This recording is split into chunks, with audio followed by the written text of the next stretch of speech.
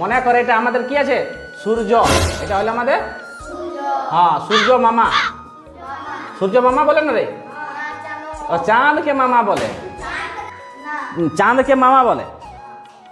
তো সূর্যকে কি বলে? কাকা। হ্যাঁ বেগনা। সূর্যকে বেগনা বলে, চাঁদকে মামা বলে, সূর্যকে ভাগনা। আচ্ছা বলো, চাঁদকে সবাই মামা বলে, চাঁদের মামাকে? তো সূর্য হলো একটি নক্ষত্র। হ্যাঁ সূর্য হলো একটি নক্ষত্র। আচ্ছা নক্ষত্র কাকে বলে জানিস? আর পৃথিবী হলো একটি গ্রহ। এটাকে বলবো পৃথিবী। হ্যাঁ পৃথিবী হলো গ্রহ। আচ্ছা সূর্যকে নক্ষত্র আর পৃথিবীকে গ্রহ কেন বলে? বলছে শোন, সূর্যকে নক্ষত্র বলে কারণ সূর্যের নিজের আলো আছে, নিজের আলো আছে, হ্যাঁ না? আর পৃথিবীর কোনো নিজের আলো নাই।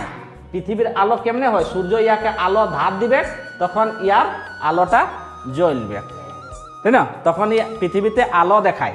যখন অন্ধকার ঘর হয় তখন আমরা ডিবুটা জ্বলি, তো ডিবুটাই আলোটা ঘরটাকে আলো করলো। তাহলে আলোটা কার হইলো? ঘরটার হইলো না ডিবুটার হইলো? ডিবুটার হয়ে গেল না? তাহলে ডিবুটা কি হইলো? নক্ষত্র।